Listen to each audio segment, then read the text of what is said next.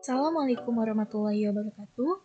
Hai semuanya, kembali lagi bersama saya Nurul Kamila dengan MPN 118438 dari kelas D4 Teknik Informatika 3C Politeknik Pos Indonesia. Nah, pada kesempatan kali ini saya akan menjelaskan tentang materi dantum.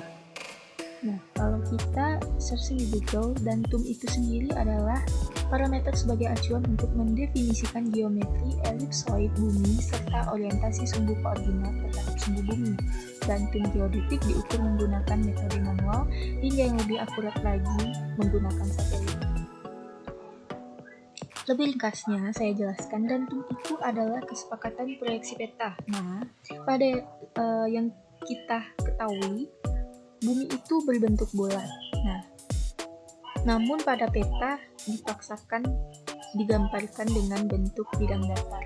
Nah, sebenarnya bentuk bumi mengbulat ini tidak dapat dipaksakan menjadi bidang datar. Namun pada tahun 1983 telah ditemukan kesepakatan pertama yaitu NAD83 oleh Standar Amerika bagian utara. Tapi hanya berlaku khusus di Amerika bagian utara saja, sehingga tidak dapat digunakan oleh wilayah-wilayah lain. Sehingga selanjutnya ada acuan khusus yang bisa merekam semua secara global, yaitu WGS84 atau World Geodetic System yang diterapkan pada tahun 1984. Kesepakatan ini dapat digunakan oleh semua orang, termasuk pada kita saat ini yang kita gunakan saat ini, peta-peta yang kita gunakan saat ini. Seperti sebuah bola yang dipasangkan menjadi bangun datar tentu mempengaruhi bentuk dari gambar dalam peta tersebut. Seperti yang kita ketahui, dalam peta itulah sebabnya Greenland tampak lebih besar dari Afrika. Padahal sebenarnya lebih besar Afrika daripada Greenland. Nah, di sini Greenland tampak lebih besar dari Afrika. Sedangkan sebenarnya Afrika ini lebih besar dari Greenland.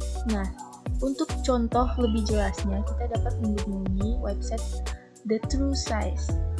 Di sini kita dapat lebih memahami bagaimana bentuk peta ini sebenarnya. Nih, kita tarik ini. Nah, semakin ke bawah dia akan semakin besar. Kenapa? Karena bentuk dari bumi yang bulat tadi itu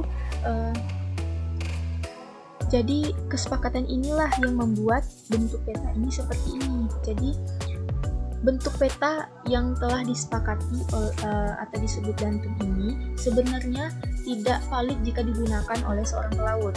Bagaimana mungkin seperti itu?